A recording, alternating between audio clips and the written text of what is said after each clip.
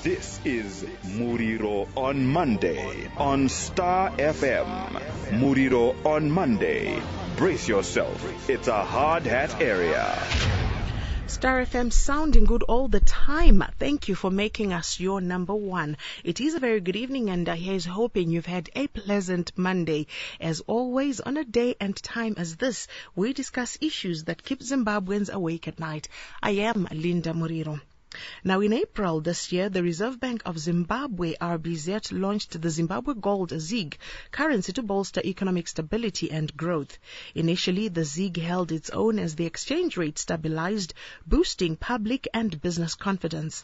However, by August, the country began witnessing currency volatility and inflationary pressure saw a surge in prices of basic goods, while the black market exchange rate nearly doubled the official rate set by the RBZ. To address these challenges, the Reserve Bank adjusted the ZiG exchange rate against the US dollar on Friday, setting it at 24.3 to $1, up from the previous rate of about 14 ZiG per $1. This move, among other interventions, will stabilize the ZiG, according to RBZ Governor Dr. John Mushayavanu. The devaluation has, however, seen retailers doubling prices of ZiG-denominated goods, while businesses are expected to face increased bank lending rates, among other issues. The question we ask tonight is, what does devaluation of the ZiG mean for the consumer? What does it mean for the worker, the employer, business, the currency itself, and the economy at large? Stay with us. This is Muriro on Monday on Star FM. Muriro on Monday. Brace yourself. It's a hard hat area. And to help me with this discussion, I'm joined in studio by Corporate Affairs Manager at the Consumer Council of Zimbabwe, Philemon Shereni, and we're also joined by President of the Zimbabwe National Chamber of Commerce, ZNCC, Tapiwa Karoro, and we also have in studio an economist, Titus Mukobe. Gentlemen, good evening and welcome to the show. Good evening, Linda. And we're joined on the line by chairperson of a macroeconomic committee at the Confederation of Zimbabwe Industries, CZI, Jimmy Selos. Jimmy, good evening, and thank you for being part of the discussion. It's a pleasure, Linda.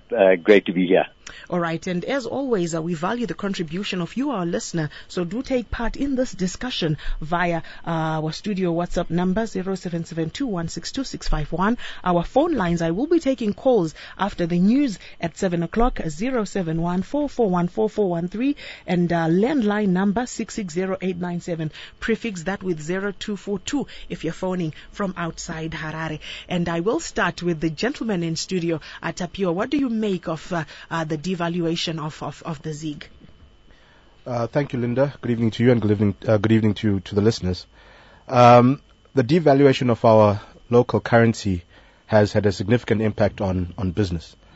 You can imagine if you're running a business and you receive a significant payment in the local currency in ZiG on the Thursday or Friday morning, and later on that Friday, the currency that you've received has devalued by 44%.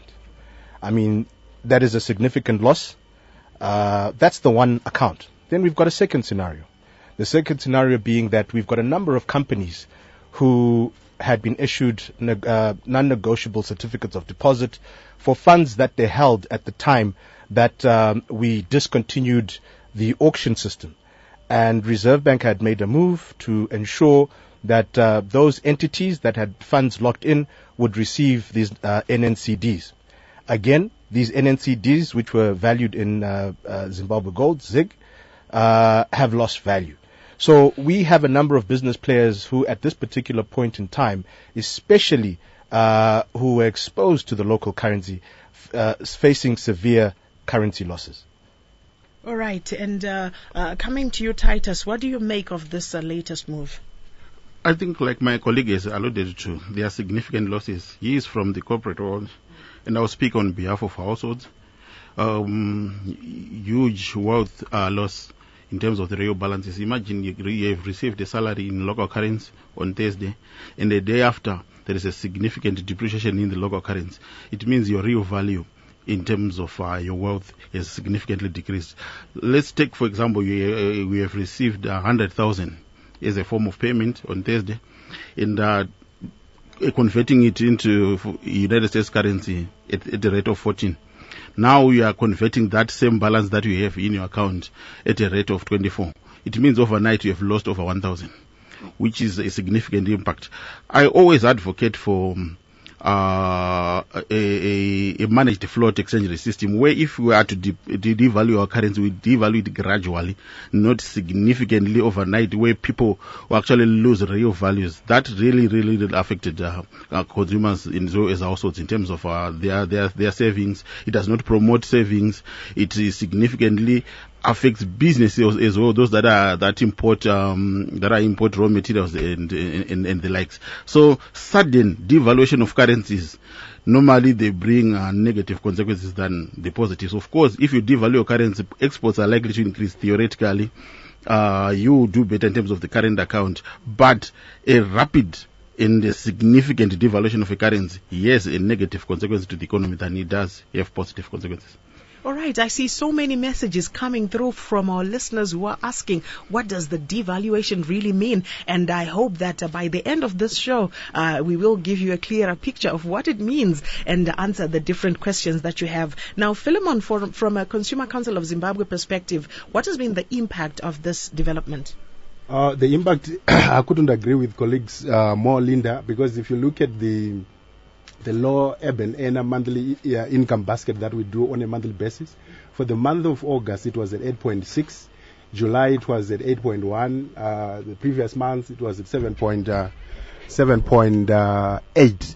So you can imagine, our colleagues spoke of 44% devaluation. So naturally, there's going to be financial, strain on the part of consumers in terms of budgeting, in terms of trying to see the next meal. So in a nutshell, it's increased financial strain in terms of, the disposable incomes of consumers, Linda. So maybe just to let our listeners know that we will be joined by Chairperson of Parliament's Budget and Finance Committee, Honorable Clemens Chidua, after the news at 7 o'clock. He will join us via the line, and we had invited and he had confirmed participation, that is a committee member of the RBZ's Monetary Policy Committee, MPC Persistence Gwanyanya. He had confirmed participation, but he is unable to join us, as he has indicated he is not feeling well. So we do wish him a speedy recovery. It would have been good for him to be on this panel, being part of this discussion, to give us a balanced view as far as the issues are concerned. But unfortunately, he is unable to be part of our discussion. And due to the later information we got confirming his state, we were unable to get a replacement to give us that balance that we so desire to give you on the show. But to continue with your messages as they keep on coming through. Now, Jimmy, you were a part of the Zimbabwe Economic Development Conference hosted by the Ministry of Finance, Economic Development and Investment Promotion that was held in Victoria Falls about 2 weeks ago. And you were advocating for devaluation of the ZiG, and it has happened. Maybe you would like to share with our listeners why you were advocating for the devaluation, and now that it has happened, is this what you envisaged? Is it how it was supposed to be, and what does it mean moving forward? So Linda, forgive me if the line goes in and out, because what I've noticed is that as you've been talking, the line has gone in and out. Okay, so but hopefully you can hear me clearly now. Yes, we can hear you loud and clear. Yeah. So the way I look at it is that we are facing reality now. So the devaluation had already occurred. We are only living up to the reality. And if you look at what caused the devaluation, if you want a currency to be stable, you have to keep the supply of currency in balance with the demand for that currency. And what we saw is as the ZiG started to increase in supply, it already started to slip on the alternative market. And the official market was hamstrung. So what then happens is when the currency starts to slip on the unofficial market, people start to worry. And that in itself drops the demand side. So your demand for currency falls, your supply for currency increases. So to quote the author Mark Manson, that's the feedback loop from hell. So that's how you get this rapid depreciation. So you would have noticed that the rapid depreciation actually occurred already on the parallel market. Feedback loop of increased panic that came about. And so that now took a courageous authorities to look at the situation and to recognize the reality. The reality was the currency had already depreciated, and it was necessary to bring the official rate in line with what has been happening on the market. And I must emphasize that the devaluation is only one of the measures, right? So the other measures that are there to support this move include the tightening of monetary policy by increasing interest rates. It includes the increase in stat reserves to reduce liquidity. And we hope that the Reserve Bank will be very active in terms of selling foreign exchange to make sure that the market is very flush with foreign exchange for the next couple of weeks to calm things down across the economy. So, for example, on Friday, we know the Reserve Bank came in, they were selling forex. Certain banks didn't even have the liquidity to buy the forex, so they had to say no. So that's a positive step, and providing that the Reserve Bank continues to support the market, we, I believe, can achieve a convergence between the open market rate, the official exchange rate, which is key. And like I talked earlier about scenario. All right, Jimmy. Okay. So if they had done that from the okay, we are now having. Jimmy, allow me to cut you short there. We're now having challenges with our connection, but we heard, I think, the greater part of what you've said, which is good. I think the last sentence or so is what we were struggling to really understand. But thank you very much. I will come back to you. And we also have in studio President of the Confederation of Zimbabwe Retailers, Danford Mutashu. Danford, good evening, and thank you for coming through. Good evening. Good evening to all our listeners. Thank you, Linda. And what is the devaluation of the ZiG? What has been the impact on your constituency, the retailers? Well, of course, as you may know, I think it was just a bit sudden, and the consumers were a bit shocked because it reduced their purchasing power by above 43%. And probably something that they may not have been prepared for. And it is also why we have also recommended and acclimatize, the environment, acclimatize the mindset of the consumers, prepare the stakeholders, including business, so that it doesn't have the earth-shattering impact that it has had. And it causing unnecessary panic. But I must say, whatever manner, shape, or form it has happened, but it is very critical that as a country we need to have our own currency. The ZiG must actually be protected. And, given the background and context behind the development that has taken place in the country, infrastructure development, as well as even the industrial development, opening of new mines and investment that has come through. It is on the back of a country having its own currency, and unfortunately, we may have had a dip in terms of confidence, in terms of perception. But we definitely need to have our currency, and we need to protect it, whatever the case it is. All right, Titus, how do we explain the firming of the gold price and the falling of the ZiG? Of course, we do know, it has been said that the local unit is backed by minerals such as gold. So how do we explain that disparity? Okay, thank you very much, Linda. I think that question would have been best answered by RBZ, but in general terms, most economies, in fact, all the economies have moved from commodity-based backed currencies. They are now into fiat currencies, where the currency value is based on trust. So when the structured currency was introduced in Zimbabwe, there were question marks, of course, whether it was really backed by gold, and gold is actually firming in price, like you have rightly pointed out, but our local currency is devaluing. It's actually depreciating or devaluing, whatever the case it is. So is it really backed by gold? Is it really backed by commodities? Yes, theoretically it's backed, but when you have got such a currency, you also need to have huge forex reserves in order for you to defend that currency from falling in the value or devaluing or devaluation, whatever the case it is.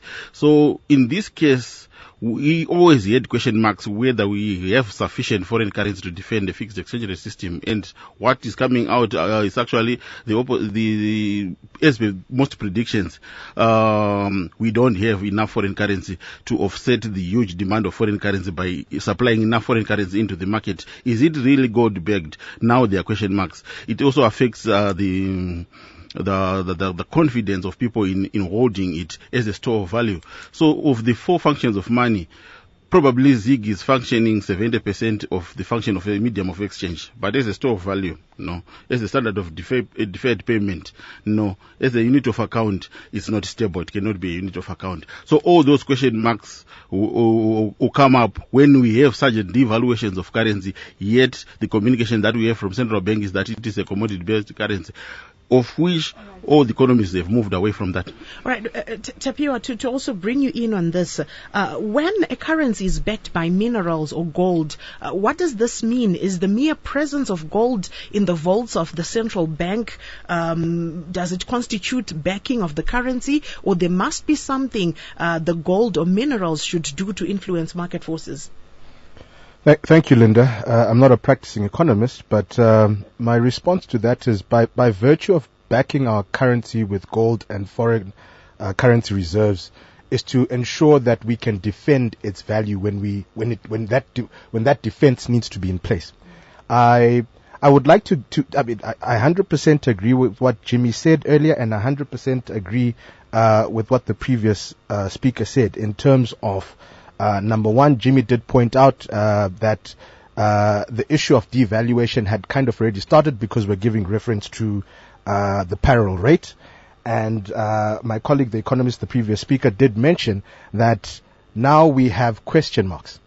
And I'd like to paint some context to this. I was in Addis Ababa last week. On Friday, I was still there, and this news came out, and this news was already in those parts of the world. And being the president of ZNCC with colleagues from the Pan-African Chamber of Commerce, questions were also being asked, right? But we thought it's called the Zimbabwe gold. And gold is rising in terms of its value on the international market, and we're seeing a devaluation of a currency.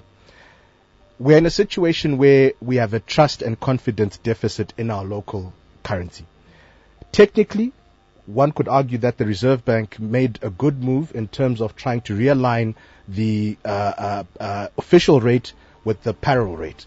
But we're not operating in a normal environment. And I think most of the speakers have been saying that this move was drastic. Are we all aware of a parallel market rate? Yes, we are, right? Do we know that most people will obviously want to trade their local currency for the US dollar? Yes, we do.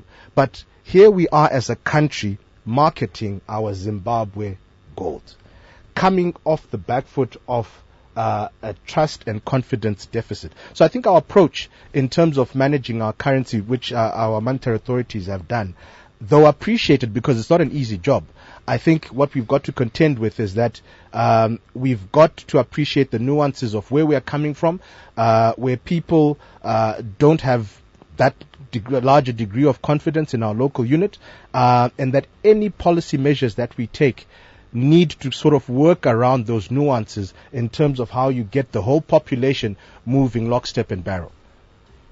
All right, this is the discussion we're having, and the messages are coming fast and furious on our WhatsApp line, and soon I will be opening the phone lines. And we had invited to the studio committee member of the RBZ's Monetary Policy Committee, Persistence Gwanyanya, who had confirmed his participation but indicated late afternoon that he was feeling unwell. So unfortunately, we do not have him on the panel or a member of that committee to then be able to balance out the views as we are having this discussion. But we certainly hope that as the discussions continue, we will have a representation in future. And we certainly wish Persistence Gwanyanya a speedy recovery. And you can come through on 0772162651 and 0714414413. Now, Philemon, in your view, why would monetary authorities devalue the ZiG soon after the fiscal authorities through Treasury had just paid their workers,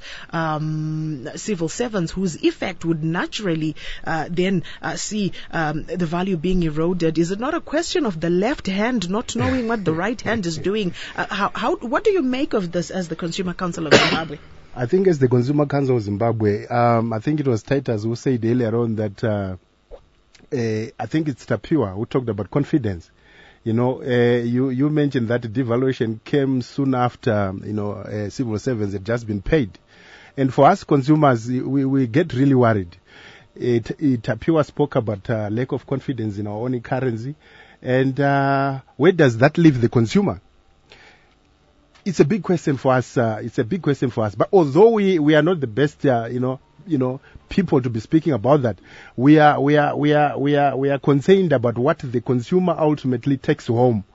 As CCZ, we are worried. It's an indication, as alluded to earlier on, to say I think generally as policymakers, there is a deficit of confidence in our own currency. I think in a nutshell, that would be my response to that. All right. And Jimmy, before I bring in back Danford to this discussion, I was having a conversation earlier on offline in the afternoon, actually, with a policymaker who raised concern that the issue here was with the RBZ announcing the devaluation, saying that they were not supposed to announce and just make it seem like, of course, already the rate was already around that region or slightly above, but the issue was the RBZ then announcing the rate. What do you make of that school of thought? Yeah, look, the RBZ is obliged to state the exchange rate, right? So they had no way of not announcing the rate. All right. Yeah, so I mean, it's obligatory. They publish their rates on their website every day. They sell forex to the market. They have to announce rates. They can't not announce. All right. You did mention that we had already seen a depreciation of the local unit. So given that it was already evident, was the announcement necessary, I guess, maybe to rephrase the question? I think it was very necessary. It was very necessary. And I think they did the right thing. As I said, it was a courageous decision. And the key issues now is really, the decision is done. The question is, how can we support, what are the supportive measures that are needed so that the currency can now stabilize? Okay. And I think that we had talked about the managed float. I think Titus had mentioned that. I think that is key. We need to have a functioning foreign exchange market, because you know it's important that the central bank controls the foreign exchange market, and the only way they can control the market is to play in the market. So if the market is an alternative market which the central bank cannot play in, they cannot control it. That's why I really support the managed float suggestion, because with the managed float, they can intervene in the market, ensure orderly trading, but the market is the market. And then all businesses can go to that market and get as much forex as they need. And then we kill the parallel market.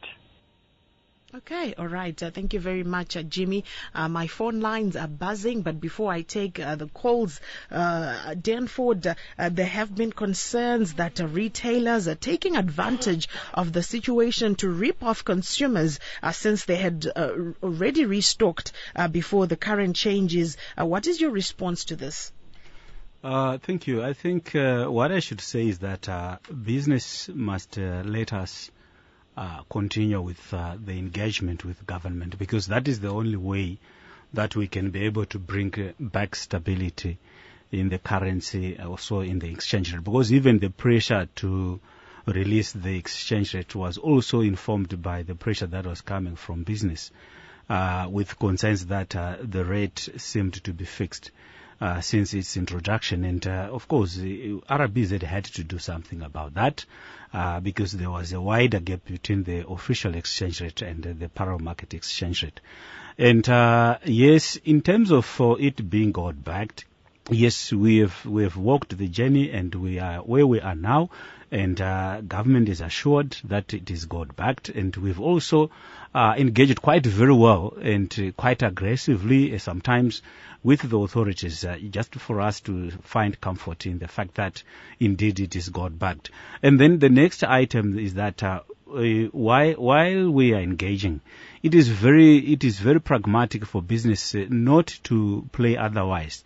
Just this afternoon, we had a customer who wanted to buy a lawnmower on Friday from an electrical shop, and the lawnmower was $400 on Friday. And then after the pronouncements on Saturday, they went back because they just wanted a quotation on Friday, and the lawnmower was $800. So I think that is quite unjustified, and it may actually push government to certain corners in order for it to come out of that corner. It may make such abrupt decisions that may turn out to affect all of us in business. For example, right now, our point of engagement is to ensure that government does not engage itself in a knee-jerk reaction and wake up tomorrow with a complete de-dollarization, given some of the issues that we've also presented to the government. It is quite safe for now, Linda, that we look at solutions. What is the way forward? One of the way forwards, in our view, is to maintain the multi-currency system, liberalize the exchange rate, or if not possible, but at least move with the market realities so that it does not lag behind too much. Why? Because on one end, Linda, businesses right now are not ready for a complete de-dollarization given the shortages of foreign currencies that are quite existing in the country. I can imagine, Linda, if today, the Reserve Bank and banks have been struggling to satisfy at least 10 to 20% demand of foreign currency for the companies that are trooping to the willing buyer, willing seller. What more if it is 100%? Look at the fuel sector. Fuel right now is very stable and available. Why? Because it has continued to be dollarized. So we cannot dollarize completely. We cannot dollarize all the sectors, but at the same time, we can also not de-dollarize the whole market at a 10. What we need is to be very pragmatic, very strategic, engage quite widely, include consumers in the discussion, include business in the discussion, but also realize that government is there to protect both businesses and the consumers at the end of the day. All right, thank you very much. And Titus, if monetary authorities were to liberalize the exchange rate, is it not leaving consumers at the mercy of unscrupulous and profiteering business persons who will raise prices willy-nilly? And this is a question to both you and Philemon. Okay, thank you, Linda. I'm not an advocate for a complete liberalization of foreign exchange. We will always have problems of deficiencies of foreign currency not able to meet the supply of foreign currency not able to meet the demand. So the exchange rate will always depreciate, if not devalued.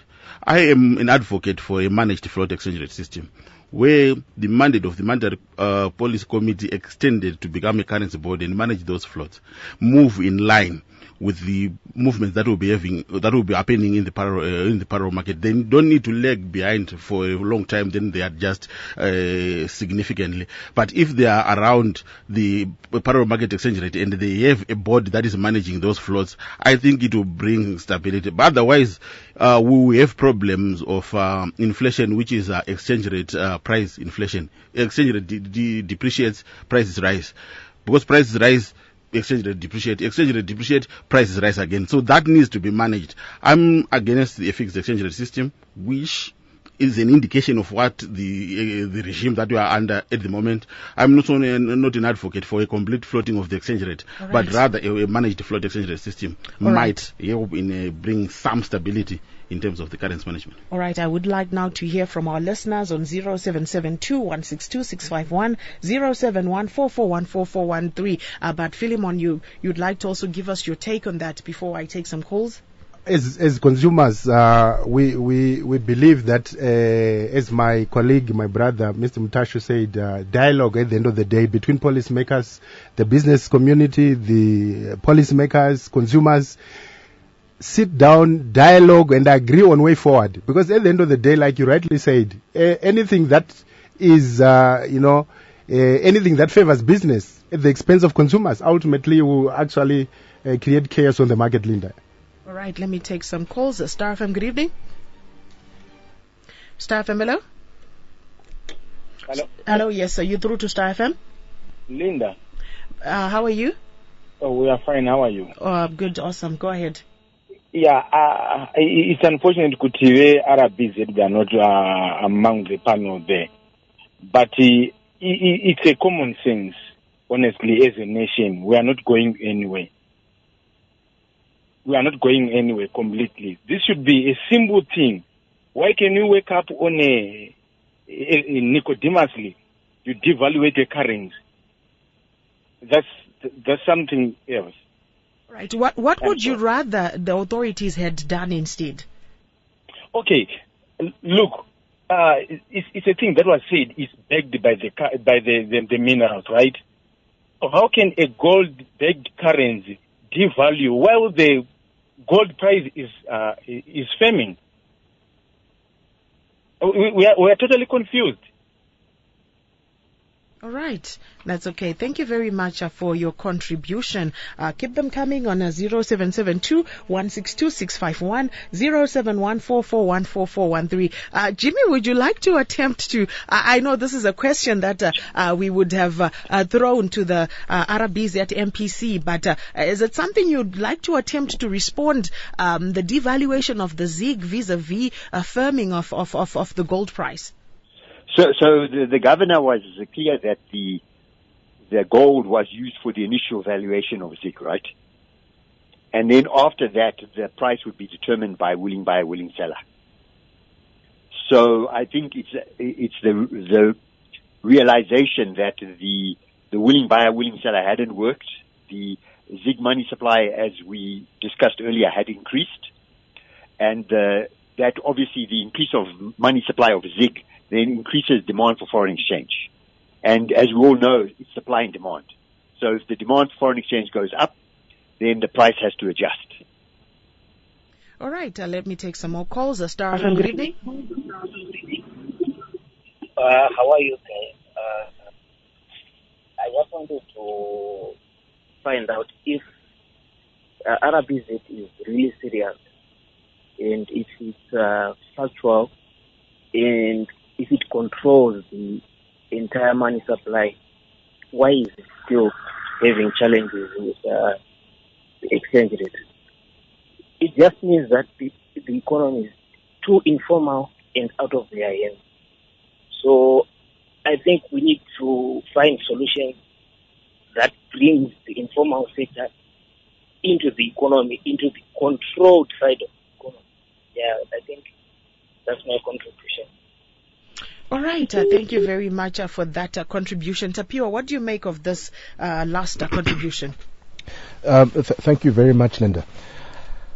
Yes, let me start actually. Let me yes. Thank you. Sorry. Let me start with that. Sorry, I also wanted to say something earlier. But let me start with the issue of informality. I agree with the last caller.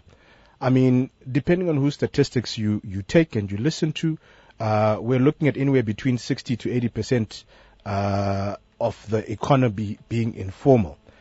And yet when we talk about policy formulation, the policy formulation is structured and geared to work in a formal economy. So it means that the formal players in the economy are bearing the brunt, so to speak, while the 60 or the 80% of the economic players are operating outside of that formal system.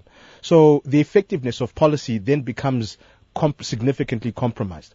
I mean, the more we can have our informal players being part of the formal economy is when we can perhaps start to see the effectiveness of such policies. So I agree with the caller that informality is an issue that we've got to deal with. And I think there are fundamental issues within our economy from a structural point of view that we need to deal with. But if you also just quickly allow me, Linda, to make a comment, at least to try and give context. I know we can speak economics, but I think your listeners are either running a small business, medium-sized business, and let's try and talk to the things that they're having to deal with. The issue of our currency cannot be dealt strictly from a technical point of view. What we need to be doing is we need to be encouraging confidence in our own local unit. I've got to be able to walk down to the small shop at the corner and be able to buy bread not for $1, but for the equivalent in ZiG. I've got to be able to buy the newspaper in ZiG. I've got to be able to buy airtime in ZiG, etc., etc. Your common, normal, day-to-day transactions. The challenge that we have in our country is that we have significant local demand for foreign currency. We are using foreign currency to pay for things that we should be paying for in our local currency. But unfortunately, and that's the work that we've got to sort out, unfortunately, that for the consumers and for business as well, the more you hold the local unit, the more value you are losing. So we need to try and get to the real root of the issues that we are facing. And I think we talk about having a managed float. We talk about commodity-backed currency, etc. These are all attempts to try and bring about stability. But I think at the end of the day, our engagement, as my colleagues have said, has to be targeted to how do we deal with the fundamental issues that are affecting us from a currency point of view. All right, let me take some more callers. Star FM, good evening. Linda, Makasimbere mapina mchirongwa taura zvenyu. Okay, then city raku agree na economists atara nawe confidence that we don't have confidence in our currency, but for the people to have confidence, RBZ aingango muke yakachinja rate. Saka kuti zvese zvikudzokera back ku source. Saka source yedu ndo ine problem yekuti whatever they say like apa ZiG rakatomboshanda vanhu vachitombochinjana makombi whatever, but ivo ndo vanotanga kuchinja marate, so they blame black market, but ivo ndo vanotanga handimazvona. Saka at the end of the day tongodzokera back pasource. So source yedu I don't know kuti ndingashandisa word kuti but daiwa vakakwanisawo kunyatso kuti tikwanisa kuzoita confidence, ivo ndo vanofanira kutanga. Then my second question is like zvese zviri kuitika izvi munhu ari kuaffectika is the end person, like isusu maconsumers. Munhu atambira mari yake mangwana ezomuka yachinja rate, but hapana zvinozoitika after that. We have seen so many times kuti mari inongochinja, then munhu angane 1000 atongowane 100 kana $200, but zvotongofa zvakadaro. Thank you. Aiwa, tinotenda chaizvo nekufona kwamaita. Tichidzoka pana consumer ipapa, Philemon. Zimra has established an automated whistle-blowing confidential platform to crack down on businesses that reject the ZiG or falsely claim that their POS machines are not functioning. Does this move, in your view, help to achieve or instill economic discipline? Thank you, Linda. Regera nditaure nerwamai kuitira muteereri wabva kutaura. Tisati tapindura mubvunzo, nyaya yeconfidence yambotaurwa iyayi. Se-Consumer Council tinotombotenderera kuma-provinces kwese tichitaura nevatengi. 2 weeks ago tatiri kugwanda. Nyaya yema-shop owners kana kuti ma-business ari kuramba local currency. FIU yeRBZ inombotifonai mutaure, but zvichemo zvatinowana ikoko ndezvekuti FIU yacho mukataura navo vanokudzai kuti tazvinzwa asi hatisi kwese, we are thin on the ground. Saka maconsumers oita sei, Linda? Nyaya yeconfidence yambotaurwa nemulocal currency.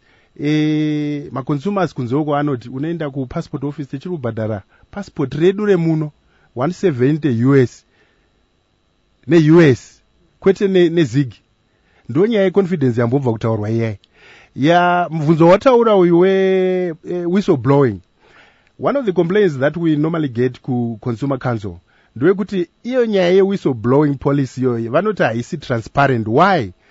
Takambopiwa imwe scenario yokuti you find kuti munhu wani kana kuti vaviri vanenge vaziva kuti system inoshanda sei, allegedly yekuzimura yacho iyoyo, hanzi 1 or 2 people ndo vanenge vachingoita sei vachingobenefita from the whistleblowing policy. Saka vari kuti haina transparency. Yes, takainzwa ichitaurwa for a long time, but ma-effects kana kuti zvairi kubudisa on the ground, Linda, consumers are still not convinced that it's working. All right, thank you very much. And Danford, there are growing calls for more duty-free imports of basic goods to counter the price increases that we've seen in our retail outlets. How, in your view, can this be implemented without negatively impacting the local industry? What we need is to grow our foreign currency earnings. And in order to do that, you need to beneficiate. You need to add value to that which you're exporting, and you also need to locally produce. And one of the best angles of local production is competitiveness. We need to do more to provide an environment where locally manufactured goods can actually compete against imported. And in doing so, Linda, you are actually then saving the country lots of foreign currency that could have ordinarily be used to import goods that we can manufacture. If we are importing toothpicks for $10 million, Linda, we could simply then provide a capital or support intervention to local entrepreneurs to import a machine that makes toothpicks so that we can make the toothpicks here. We can actually have a value chain approach to this issue. Because you see, Linda, one of the biggest challenges that we've got is foreign currency. But if you ask, the RBZ can tell you that the country is still earning enough and sufficient foreign currency, better than many other countries.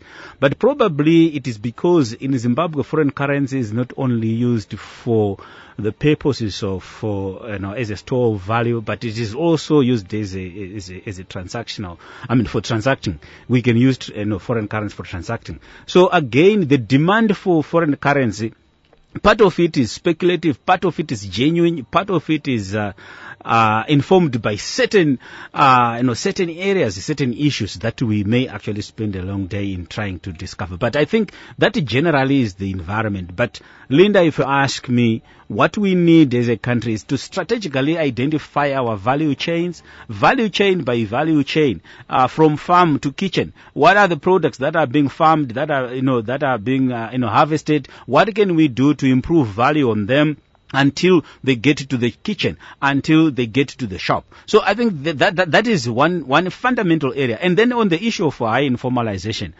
we have engaged the informal sector, Linda.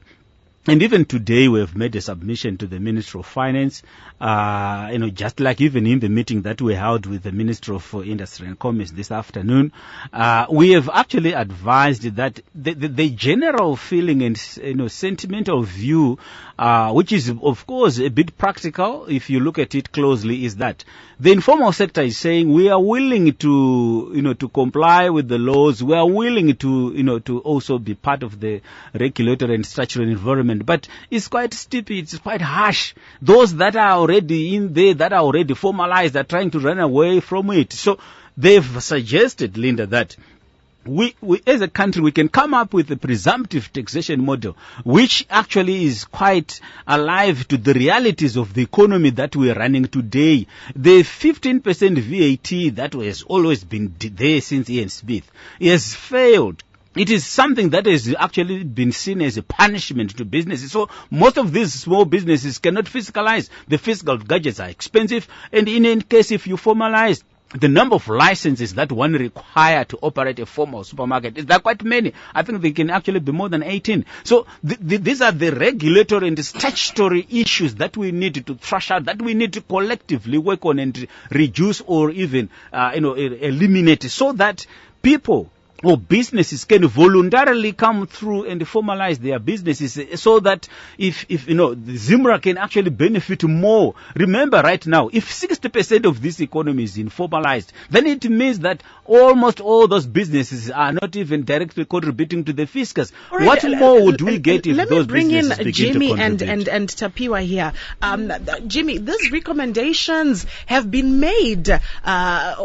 What, in your view, are the hesitations on the part of government and the authorities to adopt some of these recommendations to bring in the informal sector into the matrix? So I think, Linda, it's never easy to bring the informal into the formal. However, in our case, the biggest driver of informalization is that exchange rate distortion, because formal businesses are obliged to trade using the official exchange rate. So when you have a big gap between official and parallel rates, then you actually undermine the formal sector. So the reason why the RBZ what they're trying to do is close that gap, eliminate that distortion, and then that will actually create a more level playing field, which will allow the formal sector to catch up. Because the truth is that it's a far better shopping experience going to a Bon Marché or a Pick n Pay or a TM than it is to go into the informal sector. The only reason people go to the informal sector is because the pricing is sharp because of this exchange rate distortion. But when your formal retailers can give the right exchange rate, then people go back into formal, and you will start to reverse the trend of informalization. All right. And Tapiwa, why are we seeing government not really heeding to some of these recommendations? I was at the ZNCC annual congress, which took place in June, where I was one of the co-MCs, and this is one of the issues, the informalization that came to the fore with the National Competitiveness Commission saying that Zimbabwe's high rate of informalization also impacts on the country's competitiveness.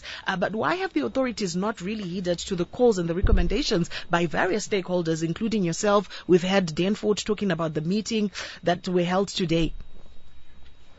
Linda, I cannot answer on behalf of government, but I think what I can certainly attest to is that on various platforms, and you mentioned the annual congress that we held in the Victoria Falls, and if you recall, soon after that conference, we were here with our Honourable Minister of Industry and Commerce.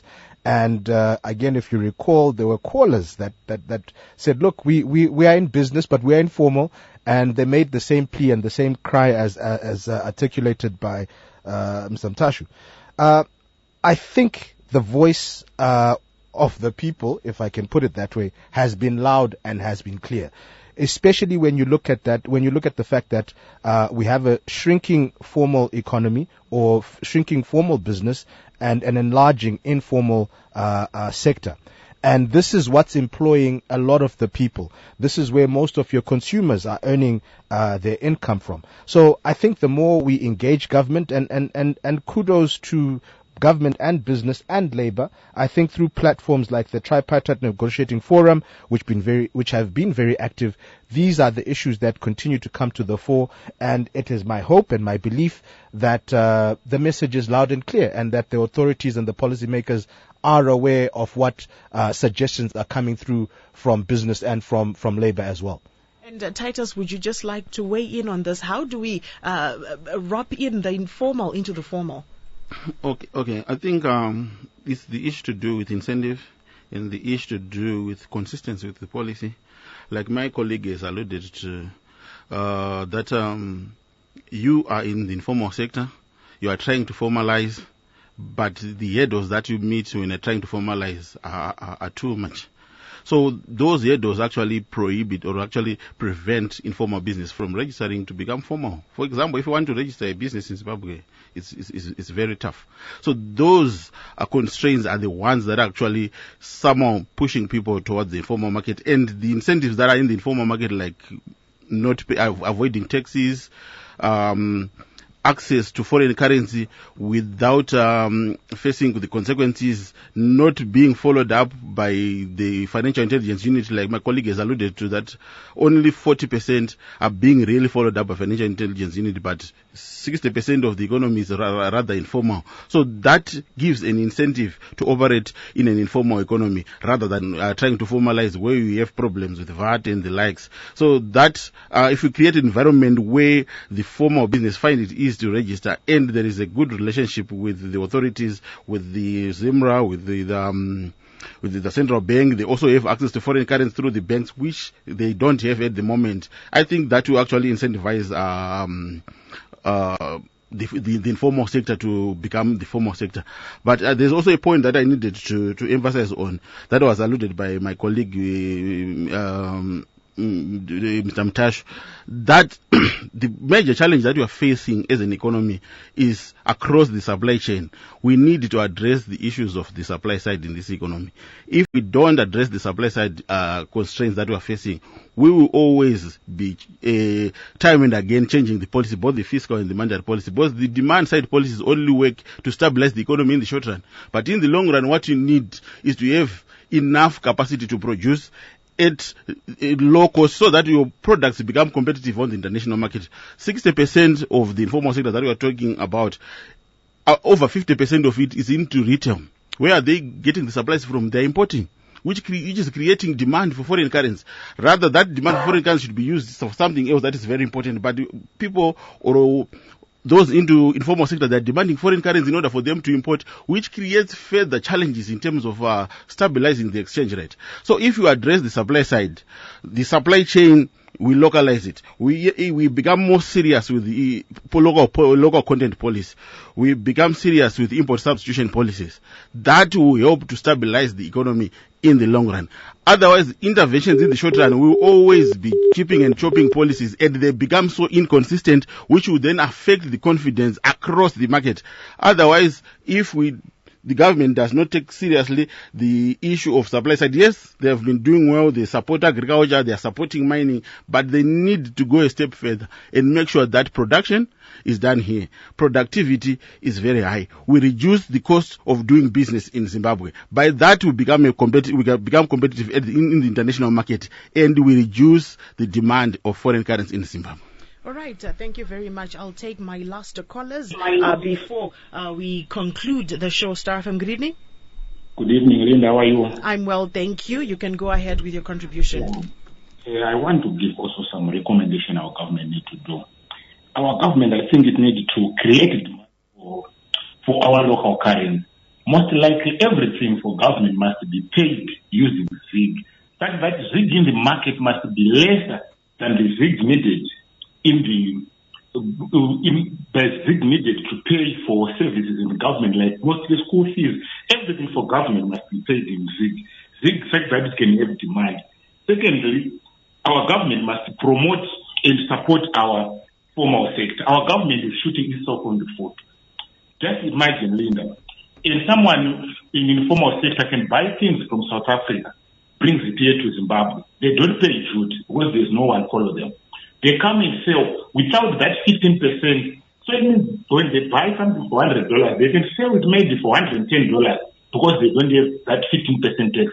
But someone who is formal needs to add 15%. So competitiveness, someone in formal sector will suffer because already this one is tax paying employees, NASA, and etc. Lastly, I think for confidence, our government needs to have the consistent policies, not just changing things randomly. I'm an employee. I get my salary on Friday at 18:20. Just after some minutes from informal channels, I heard that foreign currency change. Do you think I can have belief in our currency? And I need to have confidence because I lose approximately 60% of the value of the currency I have. So to the government, our government need to prioritize to do things in a slow way, but making people to start gaining confidence, slow. At the end of the day, it will benefit more government. But what I need, and I think they need to do, they need to support formal sector because they are getting something out of it. and fight informal sector. What they are benefiting from those tax shopping in Cameroon? Nothing. And those people are using some people in politics without paying duty. And the government is benefiting nothing out of it. That's my only contribution I can give you. All right. Thank you very much for that contribution now. And we must now end the show. And I will ask my guests before we get into the news on what we can expect moving forward. Now Tapiwa, the Reserve Bank governor has said that these interventions that we've spoken about, including payment of quarterly taxes starting this week and injection of US dollars into the market to meet demand, should result in exchange rate stability going forward. Do you see that as the case moving forward? Linda, the optimist in me hopes that the measures the Reserve Bank has taken will go a long way in stabilizing the economy. I think we did see stabilization from the 5th of April until mid-August. As I said, the optimist in me hopes that we will see stability. The pragmatic in me believes that this move, technically warranted, may create more of a shock and may make business players and consumers more defensive in terms of what currency they prefer to hold. So unfortunately it becomes a self-perpetuating cycle, right? Where you are continuously having a situation where someone holding local currency believes or gets worried or is concerned that there may be another drastic move in a few weeks or a few months to come. So my call to the monetary authorities is, number one, let's continue to have the engagement that we have been having. I think number two, one of the callers did mention something about a Nicodemus move being made. And I think our market is too fragile for abrupt and sudden pronouncements. I think let's be able to pronounce policy in a manner that allows the market to adjust. This might not mean that you tell the market, oh, in 2 weeks' time we're going to do this. No, but I think continuous engagement with the market, as we see in other international markets. I mean, before a Reserve Bank governor comes out, the stock market is already pricing in a certain move or a certain direction, right? And I think that's what we've got to introduce in our market, where the market can anticipate what policymakers are thinking because there's continuous flow of information. And therefore, when moves are done, they don't come as a shock, and you therefore do not have different players within the economy also, reacting to such statements. Thank you, Tapiwa. And Philemon, from a Consumer Council of Zimbabwe perspective, what are the pressing issues that you would like to see the authorities addressing?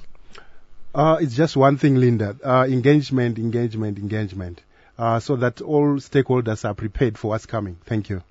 All right. And Titus, what can we expect to see in the coming weeks and coming months? Okay. In the coming months, definitely there will be increase in money supply, which will put pressure on the local currency to depreciate. But rather, let's depreciate it in a managed way, where it's not far away from the parallel exchange rate. Let's allow price discovery, but managing it. That will bring some stability and some predictability with our policies. Otherwise, sudden changes disrupts all predictability by any economic agent, and that is problems of creating shocks. And each and every agent in the economy, we have to take a position, or you have to hedge against the risk, managing your wealth, which may have consequences to the economy. So policies need to be changed, but not significantly changed, in order to bring that predictability that I've alluded to. And Danford Mutashu, as the Confederation of Zimbabwe Retailers, what pressing issues do you seek to see, do you wish to see the authorities addressing? Dollarization, I don't think is on the table. Gradual de-dollarization, yes, I think that will continue. The ZiG is going away. I don't think it's going away. We need to do more in order to create space in the economy. And price controls, do they work? I don't think price controls work. Whether it is through an exchange rate or direct, but I don't think price controls will work. Knee-jerk de-dollarization, I don't think that is the right way forward. We need to have it structured and planned in order to avoid the pitfalls of 2008 where shelves got empty and businesses shut down. Whether the move by the Reserve Bank is quite beneficial, yes, I think it is, because most businesses were on the verge of shutting down. So the same consumers that we seek to protect, we're also going to cry foul if most of these shops had shut down. So this is the reason and the drive, one of the drivers why the exchange rate had also to move closer to the market realities in order to protect most of the formal businesses. Informalization, I think that is one big issue that the government and business need to work together very closely. And yes, business also needs to remain very disciplined while we continue with the journey of engagement. And yes, the engagements are quite fruitful. Thank you. Thank you very much, Danford Mutashu, President of the Confederation of Zimbabwe Retailers, who was here with Titus Mukowe, an economist, as well as Philemon Shereni from the Consumer Council of Zimbabwe, and Tapiwa Karoro, President of the Zimbabwe National Chamber of Commerce, ZNCC. And we were also joined on the line by Jimmy Pelos, who is from the Confederation of Zimbabwe Industries, but unfortunately the line dropped. And as I indicated earlier on, Monetary Policy Committee MPC member Persistence Gwanyanya had confirmed that he would be part of the discussion today, but unfortunately due to some illness, he wasn't able to join us. And we certainly hope that we will have him or a representative from the committee or the central bank being part of the discussion. And we also hope that we may be able to have Honorable Clemens Chidua, who is chairperson of Parliament's Budget and Finance Committee, to give us some thoughts given their oversight role around this issue. And what does it mean for the 2025 national budget making process, the devaluation of ZiG? These are some of the questions we had hoped to also then ask him. But many thanks to my guests for coming through. Gentlemen, thank you very much for coming through. Thank you, Linda, and good evening. And many thanks to all the listeners that came through via the phone lines and the WhatsApp. I am Linda Muriro. Until next time, it is goodbye for now. You've been listening to Muriro on Monday. Join us again next time on Star FM.